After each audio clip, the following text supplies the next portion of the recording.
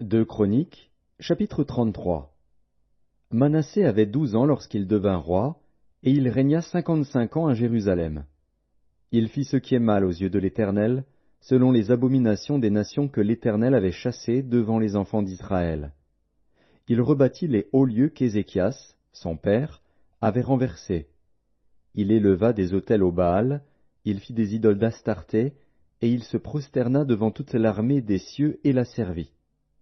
Il bâtit des autels dans la maison de l'Éternel, quoique l'Éternel eût dit, « C'est dans Jérusalem que sera mon nom à perpétuité. » Il bâtit des autels à toute l'armée des cieux dans les deux parvis de la maison de l'Éternel.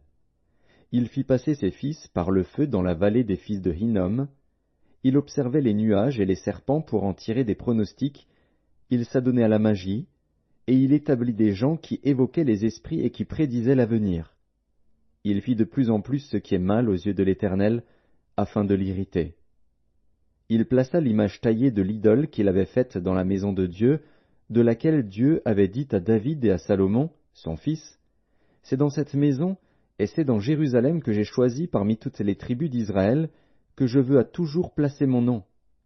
Je ne ferai plus sortir Israël du pays que j'ai destiné à vos pères, pourvu seulement qu'ils aient soin de mettre en pratique tout ce que je leur ai commandé, selon toute la loi, les préceptes et les ordonnances prescrits par Moïse. » Mais Manassé fut cause que Juda et les habitants de Jérusalem s'égarèrent et firent le mal plus que les nations que l'Éternel avait détruites devant les enfants d'Israël.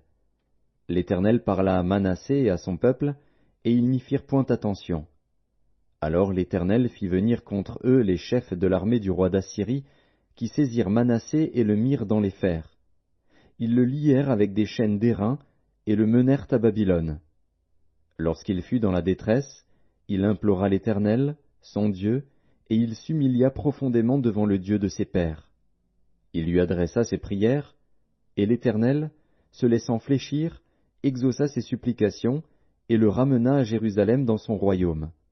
Et Manassé reconnut que l'Éternel est Dieu. Après cela, il bâtit en dehors de la ville de David, à l'occident, vers Guyon, dans la vallée, un mur qui se prolongeait jusqu'à la porte des Poissons et dont il entoura la colline, et il s'éleva à une grande hauteur. Il mit aussi des chefs militaires dans toutes les villes fortes de Juda. Il fit disparaître de la maison de l'Éternel les dieux étrangers et l'idole, et il renversa tous les autels qu'il avait bâtis sur la montagne de la maison de l'Éternel et à Jérusalem, et il les jeta hors de la ville. Il rétablit l'autel de l'Éternel et y offrit des sacrifices d'action de grâce et de reconnaissance, et il ordonna à Juda de servir l'Éternel, le Dieu d'Israël. Le peuple sacrifiait bien encore sur les hauts lieux, mais seulement à l'Éternel, son Dieu. Le reste des actions de Manassé, sa prière à son Dieu, et les paroles des prophètes qui lui parlèrent au nom de l'Éternel, le Dieu d'Israël, cela est écrit dans les actes des rois d'Israël. Sa prière et la manière dont Dieu l'exauça, ses péchés et ses infidélités, les places où il bâtit des hauts lieux et dressa des idoles et des images taillées avant de s'être humilié, cela est écrit dans le livre de Osaïe. Manassé se coucha avec ses pères, et on l'enterra dans sa maison. Et Amon, son fils, régna à sa place. Amon avait 22 ans lorsqu'il devint roi, et il régna 2 ans à Jérusalem.